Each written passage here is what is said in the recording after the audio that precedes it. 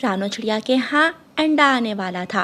वो अपने अंडे से बच्चे के आने से पहले पहले अपना घोंसला बनाना चाहती थी। रानो चिड़िया दिन रात मेहनत कर रही थी।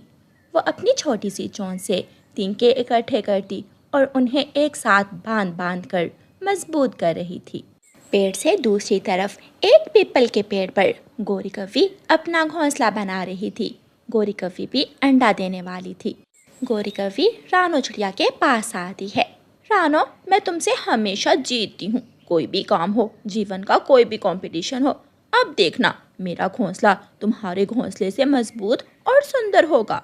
गोरी बहन, मैं हमेशा खुद के लिए जीती हूँ, मैं दूसरों के कामों पर नज़र नहीं रखती। तुम्हारी तरह मेरा घोंसला भी किसी से कम नहीं होगा। रानो चिड़िया फिर से अपने काम में लग जाती है। गोरी कौवी झरने पर जाती है और वहाँ से कुछ फूल तोड़ती है, लंबी लंबी कुछ बेलें तोड़ती है और वापस आकर अपने घोंसले को फूलों और बेलों से सजाती है। रात हो जाती है। रानो चिड़िया खुले आसमान में अपने घोंसले में लेटी हुई सितारे देख रही थी। अब मुझे कोई चिंता नहीं, मेरा घोंसला भी बन गया और सारे काम खत्म हो गए। दूसरे दिन गोरी कौवी अपनी बहन को बुलाती है और दोनों बहनें मिलकर रानो चिड़िया का खूब मजाक उड़ाती हैं।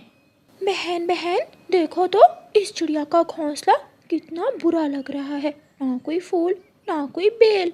चिड़िया चिड़िया, मैंने तुमसे कहा था कि तुम किसी भी कंपटीशन में मुझसे नहीं जीत पाओगी। मैं हर काम में तुमसे आगे रहूंगी।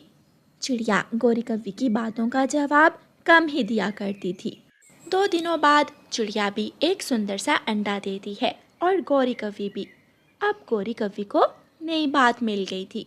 रानो चिड़िया, तुम मुझसे हारोगी। इस बार मेरे अंडे से बेटा निकलेगा और तेरे अंडे से बेटी। गोरी, ये कैसी हार जीत है?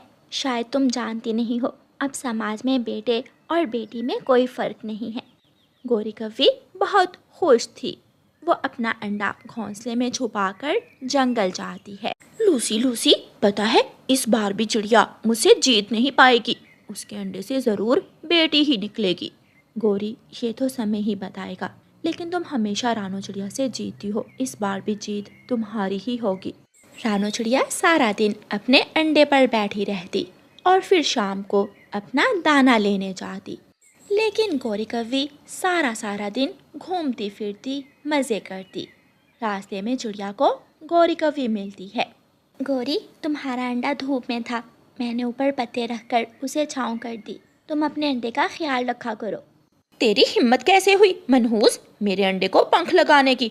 खबरदार, आज के बाद मेरे अंडे की तरफ जो मैली आंख से देखा भी तो। मैंने तो नेकी की थी, ठीक है, आइंदा नहीं करूँगी। 7 दिन गुजर जाते हैं। तोता और कबूतर रानो चिड़िया के पास आते हैं। रानो चिड़िया, सुना है दूसरे जंगल में मीठे फल पक गए हैं, चलो मीठे फल खाने जाए। तोते भैया, नहीं, मैं अपना अंडा छोड़कर नहीं जा सकती। बेटी निकलेगी तेरे अंडे से बेटी, तू जो मर्जी कर ले। चल कबूतर और तोते, मैं तो जाऊंगी, कई दिन हो गए मैंने मीठा फल नहीं खाया। वो सब मीठा फल खाने चले जाते हैं। दोपहर के बाद बारिश शुरू हो जाती है। तोते और कबूतर, मैंने अपना अंडा खुले में ही छोड़ दिया, मेरा अंडा भीगकर खराब हो जाएगा, ये क्या किया मैंने। अब तो वापस जाना मुश्किल है, जब बारिश रुकेगी तो फिर ही हम वापस जा सकते हैं। चिड़िया तुम्हारे अंडे को देख लेगी। नहीं कबूतर, मैंने चिड़िया को सख्ती से मना किया हुआ है कि मेरे अंडे के पास मत आना। रानो चिड़िया अपने अंडे पर अपने पंख फैलाए बैठी हुई थी कि उसका ध्यान गोरी के अंडे पर जाता है। गोरी का अंडा भीगकर खराब हो जाएगा, मैं उसे उठाकर अपने घोंसले में ले आती हूँ। खबरदार, अगर मेरे अंडे के पास भी गई तो। फिर रानो चिड़िया को गोरी की बात याद आती है, लेकिन रानो चिड़िया फिर भी गोरी कौवी का अंडा उठाकर अपने घोंसले में ले आती है और पंख फैलाकर दोनों अंडों को भीगने से बचाती है। शाम हो जाती है। तोते और कबूतर, बारिश तो रुक गई है, हमें जल्दी से जाना होगा, मुझे अपने अंडे की चिंता हो रही है। गोरी कौवी अपने हिस्से के मीठे फल उठाती है। तोता और कबूतर भी अपने अपने मीठे फल उठा लेते हैं और वो सब वापस अपने अपने घरों को उड़ते हैं। अपने घोंसले में अंडा ना देखकर गौरी कव्वी परेशान हो जाती है। आपका अंडा मेरे पास घोंसले में है। अंडा भीग रहा था, इसलिए मैं अंडा उठाकर अपने घोंसले में ले आई। गौरी कव्वी चिड़िया के पास आती है। चिड़िया, मैं अपने अंडे को लेकर बहुत चिंतित थी। शुक्रिया मेरा अंडा यहाँ लाने के लिए। गौरी कव्वी अपना अंडा उठाकर ले जाती है। अंधेरा होने से पहले पहले मैं अपना दाना ले आती हूँ। रानो चिड़िया ये सोचकर उड़ती है। रानो, रानो कहाँ जा रही हो? मैं तो अपना दाना लेने जा रही हूँ। लो, ये मीठा फल ले लो, मेरे पास और भी 2 हैं। नहीं, मैं सूखा दाना ही खा लूँगी। ऐसा ना हो कि मेरी वजह से आपको भूखी रहना पड़े। रानो चिड़िया जाती है और हर रोज़ की तरह ज़मीन से गेहूं के सूखे दाने ढूंढकर खा लेती है और नदी से पानी पीकर अपना पेट भरती है। दिन गुजरते गए और फिर एक दिन रानो चिड़िया का अंडा फूटता है और उसके अंडे से एक बेटा और एक बेटी, बहुत ही सुंदर 2 बच्चे निकलते हैं। और गौरी कव्वी के अंडे से एक कौवा बेटा निकलता है। चिड़िया चिड़िया, तुम्हारे अंडे से क्या निकला है? गौरी, मेरे अंडे से एक बेटा और एक बेटी दोनों निकले हैं। ऊपर वाले ने मुझे बेटे और बेटी दोनों की खुशी दी है। रानो, यहाँ आना। मुझे ऐसे लग रहा है जैसे मेरे बेटे का एक पंख कमज़ोर हो और वो उठकर खड़ा भी नहीं हो रहा। रानो चिड़िया गौरी कव्वी के पास जाती है। गौरी, तुम्हारे बेटे की एक टांग और एक पंख कमज़ोर है। गौरी रोने लग जाती है। ऊपर वाले, ये क्या हुआ मेरे साथ? मुझे बेटा भी दिया और वो भी अपाहिज। अब क्या करूँगी मैं? गौरी, जीत और हार ऊपर वाले के हाथ है। मैं ना चाहते हुए भी जीत गई और तुम्हारी बुरी हरकतों की सज़ा तेरे इस छोटे से बच्चे को भुगतना पड़ेगी। दूसरे दिन रानो चिड़िया अपने दोनों बच्चों को घोंसले में छोड़ती है और गौरी कव्वी के साथ उसके बेटे को लेकर बुलबुल डॉक्टर के पास जाती है। इस बच्चे की धूप छाँव का ख्याल नहीं रखा गया। कहाँ है इसकी माँ? मैं ही हूँ। बेशरम, अंडा देने का पता था, अपने अंडे पर बैठ नहीं सकती थी तुम। ये बच्चा इसलिए अपाहिज हुआ है कि तुमने इसे धूप में छोड़ा। जब देर तक अंडे पर धूप पड़ी तो अंडे में बच्चे का पंख सूख गया। बुलबुल बहन, जो हुआ सो हुआ। अब इस बच्चे का इलाज शुरू करें। माफ़ करना चिड़िया, ये बच्चा ना तो कभी उड़ पाएगा और ना ही कभी घोंसले से बाहर जा पाएगा। गौरी कव्वी रोने लग जाती है क्योंकि उसकी वजह से ही उसका बेटा अपाहिज हो गया था। वो हार चुकी थी और कमज़ोर छोटी चिड़िया जीत चुकी थी। प्यारे दोस्तों, इस कहानी को लाइक, अपने दोस्तों के साथ शेयर और चैनल को सब्सक्राइब करना बिल्कुल मत भूलना। आपका धन्यवाद। गुड़िया का बूढ़ा पिता उसकी बीमार माँ को ना बचा सका। गुड़िया की माँ मर गई थी। गुड़िया बेटी, मैं कुछ ना कर सका, मैं ना बचा सका तुम्हारी माँ को, मुझे माफ कर देना। पिताजी, जो हो सकता था आपने किया। साहूकार से पैसे लेकर माँ का इलाज करवाया, मगर जाने वालों को कौन रोक सकता है।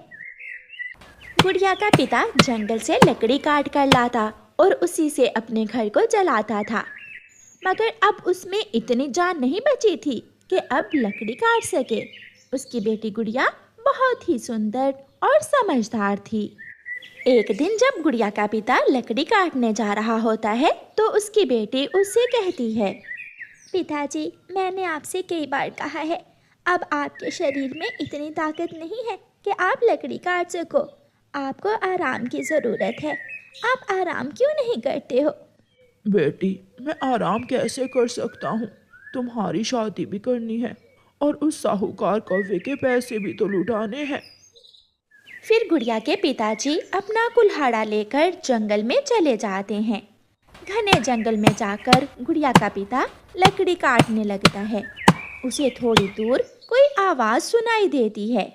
गुड़िया का पिता कुल्हाड़ा रखकर उस आवाज़ की दिशा में जाता है।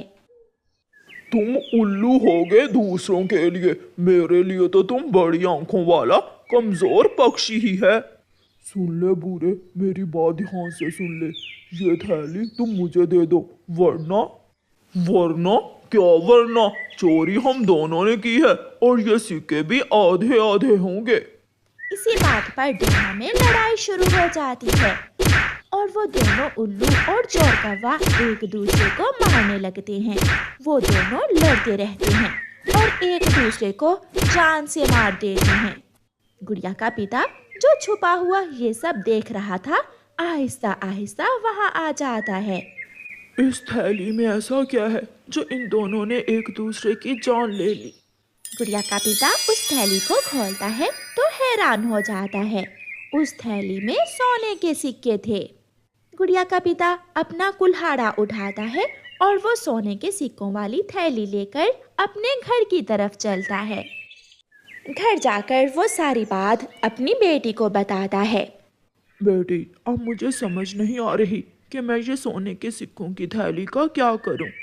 पिताजी, हम इंतजार करते हैं, शायद जिसकी ये थैली हो वो ढूंढता हुआ आ जाए। हाँ बेटी, हमें इंतजार करना होगा और सबसे ये बात छुपा कर रखनी होगी, वरना सारा जंगल ही इस थैली का मालिक बन जाएगा। दूसरे दिन गुड़िया का पिता फिर से जंगल जा रहा था कि रास्ते में उसे साहूकार, गोरी कव्वी और कालू कौवा रोक लेते हैं। हाँ भी बूढ़े चिड़े, कब लुटाएगा मेरा कर्ज? अगर कर्ज के पैसे नहीं हैं तो अपना घर ही हमें दे दो। कृपया करें, मुझ गरीब पर रहम करें। मैं कुछ दिनों तक आपका कर्ज लुटा दूंगा। मुझे काम पर जाने दे। अगर मैं काम पर ना गया तो मेरी बेटी खाना कहाँ से खाएगी? बुड्ढे चिड़े, कल तक का समय है तुम्हारे पास। या हमारे पैसे हमें वापस कर दो या अपनी बेटी को मेरे घर काम पर भेज देना। गुड़िया का पिता चला जाता है। थोड़ी देर बाद कबूतर जंगल में ऐलान करने आता है। सुनो सुनो सुनो, राजा जी की तरफ से ऐलान है। रानी की एक सोने के सिक्कों से भरी हुई थैली चोरी हो गई है। वो थैली जिसे भी मिले राजा जी के महल में पहुंचा दे। शुक्रिया। गुड़िया ये ऐलान सुनकर खुश हो जाती है और बेसब्री से अपने पिता का इंतजार करने लगती है। शाम हो जाती है। गुड़िया के पिता ने कुछ लकड़ियां काट ली थीं। वो लकड़ियां बेचकर गुड़िया का पिता अपनी बेटी के लिए खाना लेता है और अपने घर की तरफ चलता है। पिताजी, पिताजी, दोपहर को एक पक्षी ऐलान कर रहा था कि जो थैली हमें मिली है वो राजा की रानी की चोरी हुई है। हमें वो थैली लेकर राजा जी के पास जाना चाहिए। शायद वो उल्लू और कौवा ये सोने के सिक्कों से भरी थैली रानी की ही चोरी करके लाए थे। तभी उनके दरवाजे पर दस्तक होती है। गुड़िया दरवाजा खोलती है। तुम बेटी हो मानो चिड़े की? जी अंकल, आप अंदर आ जाइए। कालू कौवा घर के अंदर आ जाता है। मुझे पता है तुम गरीब पक्षी जो पैसे लेकर खर्च कर लेते हो तो वापस करना बहुत मुश्किल हो जाता है। हाँ, एक रास्ता है तुम्हारे पास, अगर पैसे नहीं है तो। बताइए बताइए साहूकार जी, क्या रास्ता है? तुम अपनी बेटी की शादी मुझसे कर दो। ये सुनकर गुड़िया और उसका पिता हैरान हो जाते हैं। आप ये बात कैसे कर सकते हैं? आप मेरे पिता की उम्र के हैं।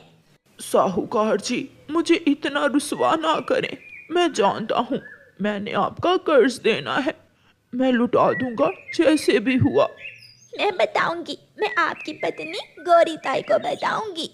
ना ना, मैं तो मजाक कर रहा था। अच्छा, अब मैं चलता हूँ। मेरे पैसे मुझे जरूर लुटा देना। कौवा वहाँ से चला जाता है। गरीब बाप बेटी बैठकर अपनी गरीबी पर रोने लगते हैं। प्यारे दोस्तों, रानो चिड़िया की ऐसी कहानियाँ सुनने के लिए YouTube सर्च बार में रानो चिड़िया की कहानी लिखें या फिर ये बटन दबाकर बोलकर कहें रानो चिड़िया की कहानी। सुबह हो जाती है। गुड़िया अपने पिता से कहती है, पिताजी, मैं भी आपके साथ जाऊंगी वो थैली लेकर राजा जी के महल में। हाँ बेटी, एक बार सोने के सिक्के देख लो, पूरे हैं ना? पिताजी, मैंने थैली अच्छे से देख ली है। फिर गुड़िया और उसका पिता वो सोने के सिक्कों वाली थैली लेकर राजा के महल की तरफ चल देते हैं। हमने राजा से मिलना है, कोई चीज लुटानी है राजा जी को हमने। आप यहाँ रुकें, मैं अभी राजा जी से पूछ कर आता हूँ। फिर कबूतर राजा जी के पास जाता है। राजा जी, एक बूढ़ा चिड़ा और उसकी बेटी आपसे मिलना चाहते हैं। उन्हें मेरे पास ले आओ। कबूतर जाता है और गुड़िया और उसके पिता को महल के अंदर ले जाता है। राजा जी और रानी जी, ये आपके सोने के सिक्कों की थैली हम आपको वापस करने आए हैं। राजा और रानी वो सोने के सिक्कों से भरी थैली देखकर खुश हो जाते हैं। छोटी चिड़िया, ये आपको कहाँ से मिली है? राजा जी, मैं जंगल में लकड़ियाँ काट रहा था कि एक उल्लू और कौवा आपस में इस थैली के लिए लड़ते लड़ते मर गए और मैं ये थैली वहाँ से उठा लाया। राजा जी, इन सिक्कों में से आधे सिक्के आप इन दोनों बाप बेटी को दे दें। इस जमाने में इन जैसे ईमानदार पक्षी बहुत कम हैं। महारानी, हम गरीब ज़रूर हैं मगर लालची नहीं। आप ये ले लें, हम जंगल से लकड़ियाँ काट कर अपना गुजारा कर लेते हैं। नहीं बेटी, ये आपका इनाम है। फिर तोता राजा आधे सिक्के गुड़िया को दे देता है और वो बाप बेटी खुशी खुशी अपने घर वापस आ जाते हैं। अभी वो घर पहुंचे ही थे कि कौवा और कौवी फिर से आ जाते हैं।